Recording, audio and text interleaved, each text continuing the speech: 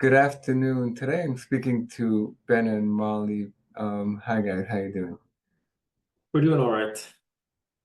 Yes, I know we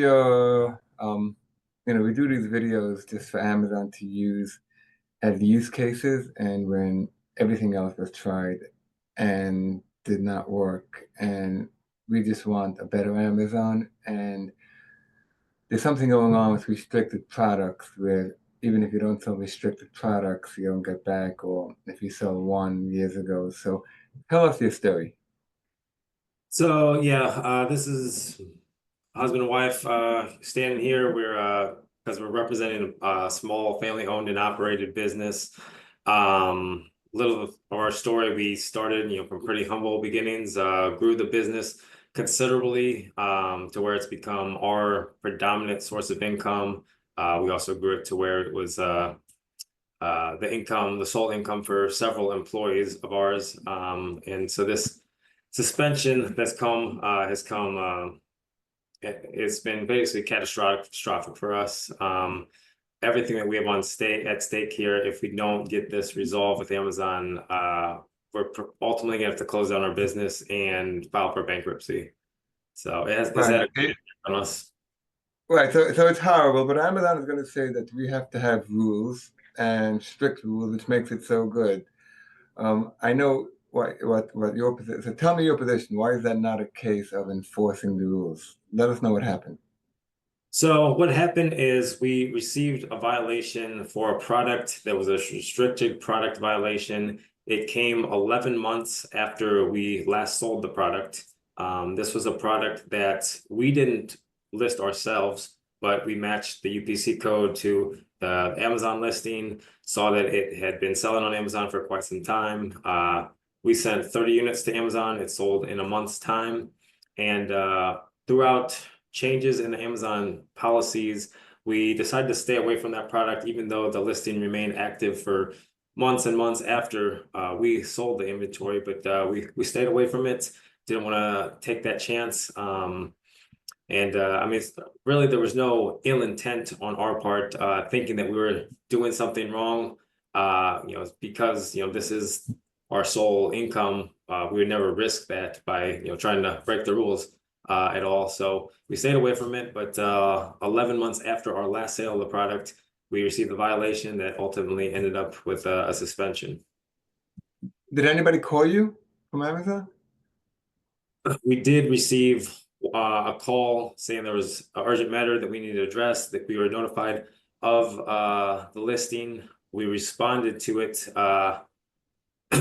basically stating what happened, root cause, corrective measures, preventative action. They quickly rejected that, saying they weren't looking for a plan of action. They were looking for evidence that this didn't violate their policy. Right. So it's obviously something with the SOPs where they're not looking at it with the full context. So I mean, if the item is on Amazon for many years, so you would assume that it's not a restricted product. It is, and you apologize, you deleted the listing. And anyways, it was last sold 11 months ago. So it seems like something went wrong here. Do you think if you would speak to somebody like High on Amazon on the phone, how long do you think it would take to get reinstated? I think, if real human eyes were looking at our situation, we've been a good seller for years before this. We've been a good seller, for the time that since this violation, 11 months, after we last sold the product, we've had very few violations or a very good account health. So I feel like a real human would see one small mistake was made and the punishment doesn't really fit the crime here. No, no, and you're being generous by saying one small mistake because it's barely. I mean, it's part of human. Yeah. When you're dealing with, I think you have 2,000 items. That's going to happen, right? We have consider so we have just going over the numbers. I wrote it down for this. So we do a lot of revenue on Amazon. We're really good partners with Amazon. Since December 11th to current date of January 22nd, we're estimating about $400,000 in revenue loss. Our funds being held since December 11th is over $100,000. And our inventory either at Amazon's warehouse or sitting in our garage ready to ship to Amazon is $300,000.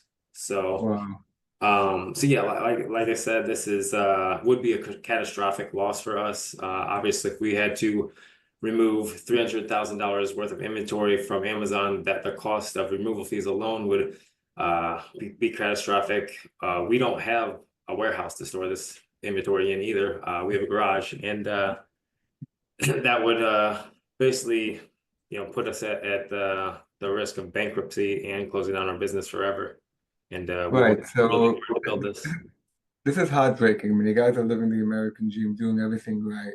And if someone at Amazon or anyone could just call up this couple, it would be worked out very quickly, or just reinstate.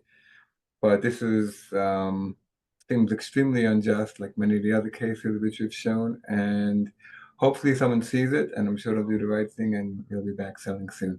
Okay? Thank you so much for coming on, and stay strong. I apologize. Thank you, Thank Tom. you. Bye.